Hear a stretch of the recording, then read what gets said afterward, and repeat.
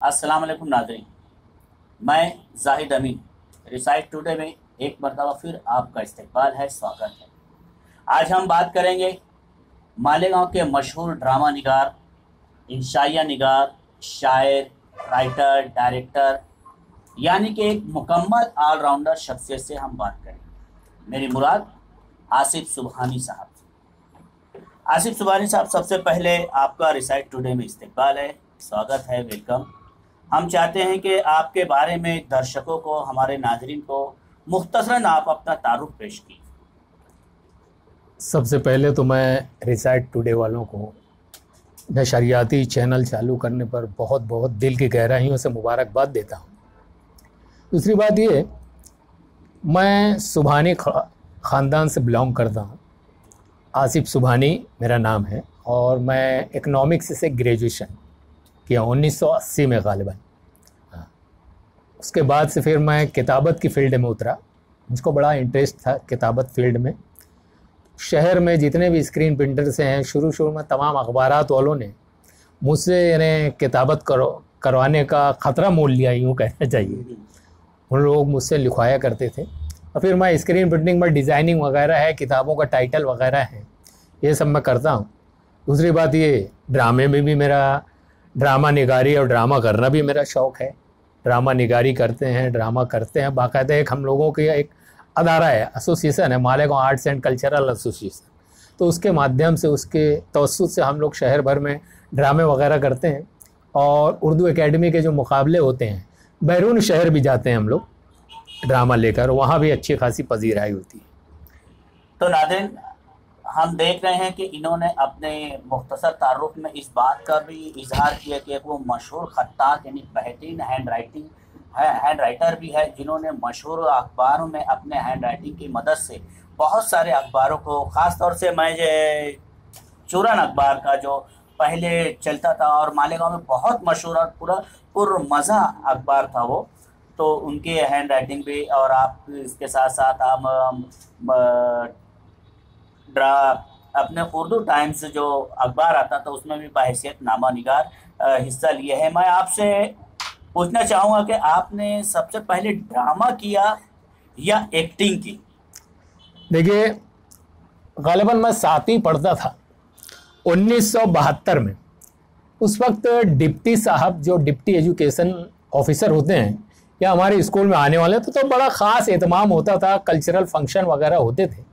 तो उस वक्त वो आने वाले थे, तो एक छोटा सा ड्रामा था, एक साथी एक शराबी, ग़ालिबन वो कादर खान की स्क्रिप्ट थी। तो उसके लिए मैंने फर्स्ट टाइम मैंने ऑडिशन दिया और मुझको सेलेक्ट कर लिया गया।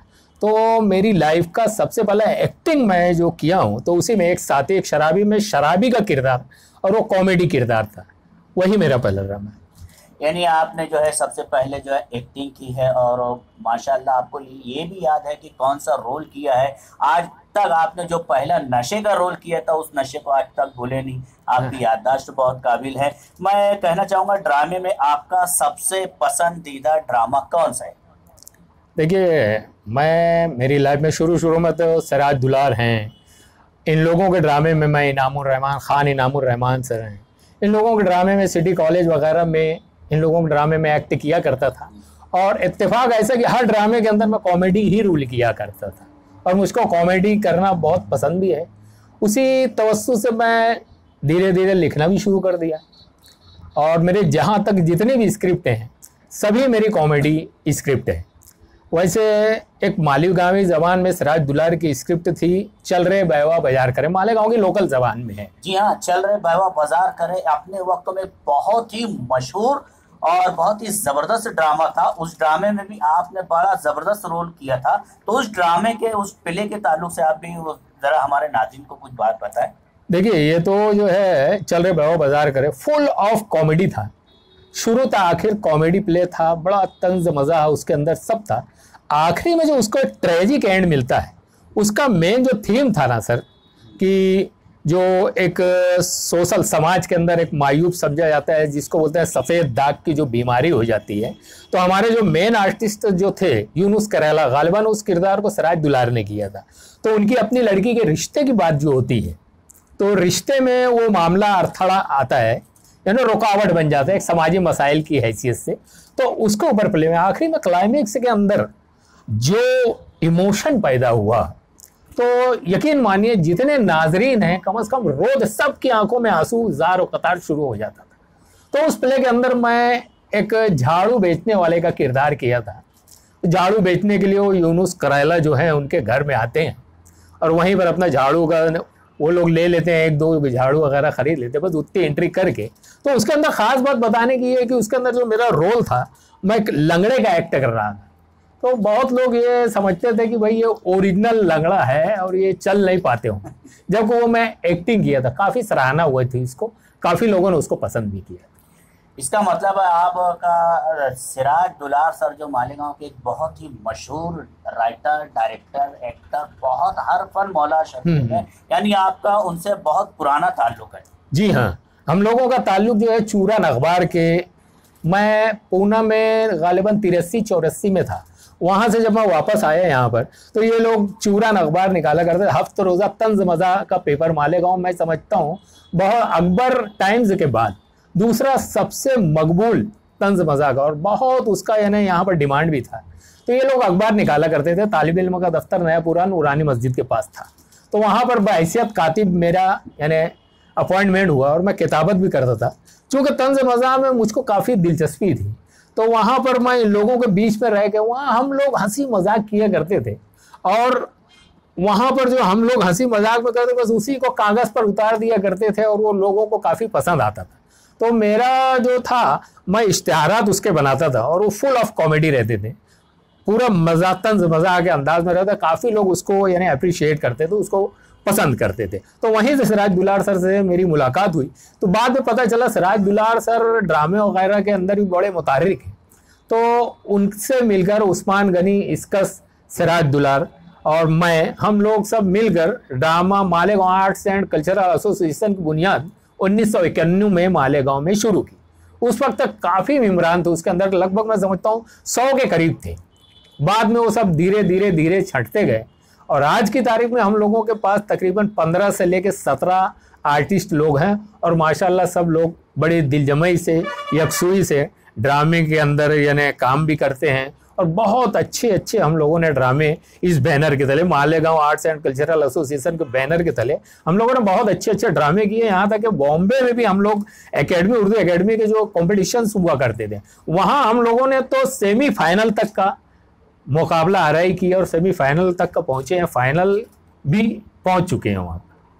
यानी नाज़रीन, हम देखते हैं कि मालेगांव में जो वसाइल नहीं है, लेकिन इन वसाइल की कमी का रोना नहीं रोया Malegaon arts and cultural association के ड्रामा आर्टिस्टों ने। और मालेगांव से बहुत ही बढ़िया बढ़िया ड्रामे मुंबई में है, भिवंडी में है, और कई जगह पर इन्होंने जो है ड्रामे पेश किया और इनामात हासिल किए हैं।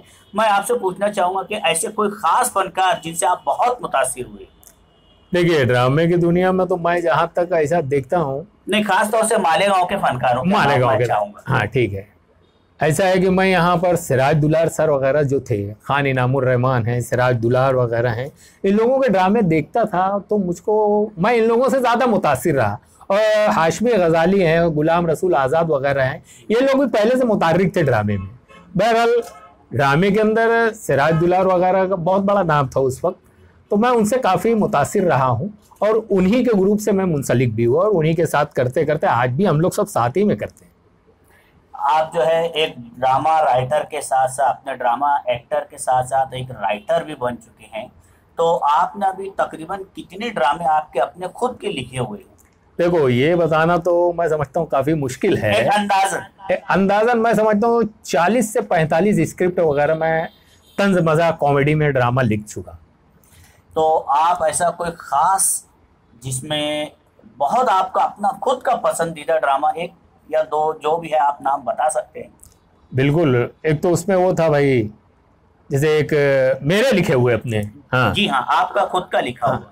उस वक्त देखिए, मैं सिटी कॉलेज के अंदर जब था तो उस वक्त 1 लीटर घासलेट नाम का ड्रामा था, और एक दूसरा सबसे अच्छा ड्रामा वो जो था उसका नाम गालिबन कि मैं बम्बई चला। उस वक्त ऐसा था ना 80 वगैरह में, 79-80 में, कि मालेगांव से बॉम्बे जाना यानी लोग बड़ा वो समझते थे, जो बॉम्बे चला जाता था उनके लिए बड़ी बात हो जाती थी कि यार बॉम्बे होकर आया है। तो बॉम्बे यानी जब कोई बोलता था कि मैं बॉम्बे जा रहा हूँ तो लोग बड़े यानी उनको सताइशी नजरों से देखते थे और काबिल रश्क निगाह से देखते थे, यार बॉम्बे जा रहा है। पहले अगर गुर्बत जाता थी शहर में तो कोई बॉम्बे वगैरह से होकर आता था जाता था तो लोग बड़ी दिल जमाई से उसके पास बैठते थे, बम्बई के हालात मालूम करते थे। तो उसी तनाजुर में एक शख्स था, मेरे ड्रामे का जो मेन किरदार है, वो बोलता है कि भाई मैं बॉम्बे जा रहा हूँ।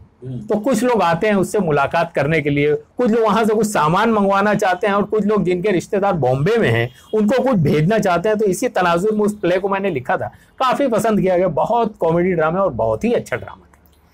अच्छा, इससे ही कुछ जुड़ा हुआ, इससे करीब करीब एक ड्रामा शायद अनकरीब ही कहीं के किसी स्कूल में, मेरे अंदाज से मालेगांव की मशहूर स्कूल एटीटी हाई स्कूल में पेश किया गया, तो कुछ हज के ताल्लुक से ऐसा कुछ ड्रामा था शायद। हाँ हाँ, ये जो है कि मैं बम्बई चला, हाँ, उसी थीम के ऊपर आधारित था वो। उसका नाम था कि अब्बा अब तुम चुप्पे से चले जाओ। वो भी तकरीबन मालेगांव की लोकल मादरी जबान में था। उसके अंदर भी यही था कि एक शख्स हैं जो हज के लिए जाते हैं, तो वो रोल इत्तेफाक से मैं ही किया था। तो उसमें लोग आते हैं और बोलते हैं कि अब्बा ये तुम आप हज के लिए जा रहे हो, तो भाई वहाँ पे सऊदी अरब में हमारे कुछ लोग पहले से जा चुके हैं, आप उनको ये दे दीजिएगा, वहाँ ये दे दीजिएगा ये। तो अगर वो आदमी अकेला जाना चाहता है, वो चाहता है कि मैं सवाब की नियत से वहाँ जाकर ज़्यादा से ज़्यादा इबादत करूँ, लेकिन ये लोग इतने ढेर सारे मिलने जुलने वाले के आते हैं उनसे मुलाकात करने के लिए और काफ़ी ढेर चीज़ें उनको देते हैं, ये ले जाइए ये ले जाइए। तो बड़े मियाँ के लिए दर्द-सरी हो जाती है कि इतना ढेर सामान, मैं तो अकेला जाना चाहता था और ये इतना ढेर सामान हम लोगों को लाद दिए हैं, मैं भला जाऊंगा कैसे और कैसे लोगों से वहां पर कांटेक्ट करूंगा। तो वो बाप बेटे मिलकर एक खुफिया तौर से एक साजिश करते हैं कि भाई बेटा बाहर से फोन करता है बाप को कि अब्बा आपका जो टिकट है कैंसिल हो गया किसी टेक्निकल वजूहात की बिना पर। तो ये जब बैठे रहते हैं तमाम लोग, तो उनके सामने बड़े मियाँ बोलते हैं, अरे बाप रे बाप, मेरा तो टिकट कैंसिल हो गया, वाहे बदनसीबी, ऐसा वैसा। तो सब लोग अपने अपने सामान लेकर, जो लाए हुए रहते हैं कि भाई ये वहां पर लेकर देना है, सब अपने अपने सामान वापस लेकर जाते हैं। फिर बाद में बच्चा बोलता है कि बोले अब्बा मैंने वो जो फोन किया था वो अपनी प्लानिंग जो थी उसके थ्रू फोन किया था, आपको हज पे जाना है, आपका जो टिकट है वो कंफर्म है एकदम।